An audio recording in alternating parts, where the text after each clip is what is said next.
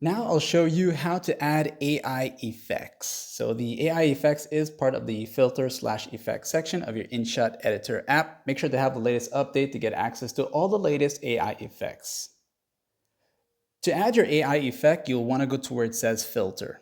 Once in the filter section, you are going to see the AI effect option here. And as you enter into it for the first time, you'll notice the different categories as the different styles you can choose from. Some are free, some you got to pay for, but those that are free have plenty cool ones, okay? Just letting you know. Like the edge one here, that one is actually free. The magic here, this one with the matrix, and you also have the doodle here, the glow one here. These might not be free. Actually, they are. Okay, that's pretty cool.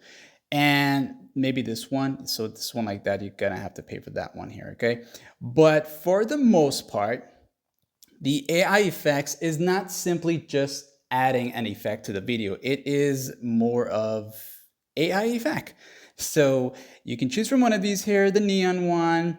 I'm gonna choose something that's gonna stand out. So maybe I want that fireball around my hand like that here. Now, once I've made my selection, for some of the AI effects, you can actually change the color of it. So you don't want that boring old fire color. You want purple flames, right? That's what you want.